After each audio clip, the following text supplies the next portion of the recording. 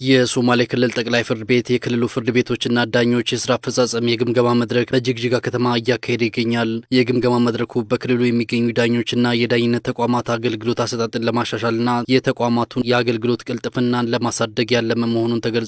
በግምገማ መድረኩ ላይ የሶማሌ ክልል ጠቅላይ ፍርድ ቤት ፕሬዝዳንት አቶ አብዲከሪን አህመድ፣ የጠቅላይ ፍርድ ቤቱ ምክትል ፕሬዝዳንት አቶ አብዲከሪን አህመድ፣ የክልሉ የዳኝነት አስተዳደር ኮሚቴ አባላት፣ በየደረጃው የሚገኙ ፍርድ ቤት ፕሬዝዳንቶችና በፍርድ ቤት ውስጥ የሚሰሩ ዳኞች ተገኝተዋል። የግምገማ መድረኩን ያስጀመሩት የሶማሌ ክልል ጠቅላይ ፍርድ ቤት ፕሬዝዳንት አቶ አብዲከሪን አህመድ በግምገማ መድረኩ የክልሉ ፍርድ ቤት ዳኞች የስራ አፈጻጸምና የአገልግሎት አሰጣጥ በትኩረት እንደሚገመገም ተናግረዋል። በመድረኩ ላይ የዳኞች የስራ አፈጻጸምና የሚታዩት ተግዳሮቶችን በማሻሻል የፍትህ አገልግሎቱን የበለጠ በማጠናከር ለህብረተሰቡ ቀልጣፋ፣ ፈጣንና ጥራት ያለው አገልግሎት መስጠት በሚቻልበት ሁኔታ ላይ ሰፊ ግምገማና ውይይት እንደሚካሄድ ገልጸዋል።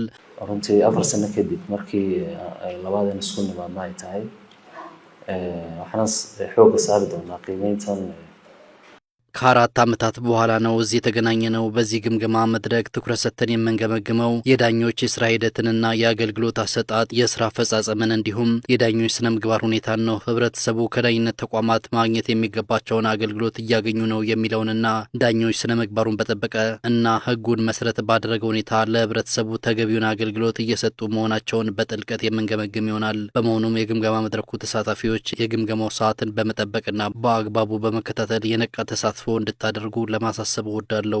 የክልሉ ጠቅላይ ፍርድ ቤት ምክትል ፕሬዝዳንት አቶ አብዲከሪን አህመድ በበኩላቸው የስራ አፈጻጸም ግምገማው የዳኞችና ፍርድ ቤት ኃላፊዎችን እውቀትና ክህሎትን ለማዳበር ቀልጣፋ የዳኝነት ስርዓትን ለማረጋገጥና ህብረተሰቡን በፍትሃዊነት የሚያገለግል ጠንካራ የዳኝነት አሰራር ስርዓትን ለመዘርጋት ያስችላል ብለዋል። አርን ቂመን ነው ሆከላ እስኩመን ማንምን ንሑር ከቂመንተና ኢን አዴጊ አይንሶውኒ የከሰነት ከዕሱብ አንበላበተው ነው እኔን ወናችን ግምገማው አዲስ በጀት ዓመት ላይ የምንገኝ ከመሆኑ ጋር ተያይዞ የምናከናውናቸው ስራዎችና የአገልግሎት አሰጣጣችንን ለማሻሻል የሚረዳ ነው። ግምገማው በቀጣይ ለህብረተሰቡ የተጠናከረ አገልግሎት ለመስጠት የሚያስችል ጠቃሚ ግብዓትና ጥሩ ውጤት ይገኝበታል ብለን እንጠብቃለን። በግምገማው የዳኞችና የፍርድ ቤት ኃላፊዎች የስራ አፈጻጸም፣ እውቀትና ክህሎት እንዲሁም ስነ ምግባር በስፋት ይገመገማል። ዓላማውም ፍርድ ቤቶችና የዳኞች አገልግሎት አሰጣጥን በማሻሻል ህብረተሰቡ ተገቢውን አገልግሎት እንዲያገኝ ለማድረግ ያለመ ነው። ለአራት ተከታታይ ቀናት በሚቆየው የግምገማ መድረኩ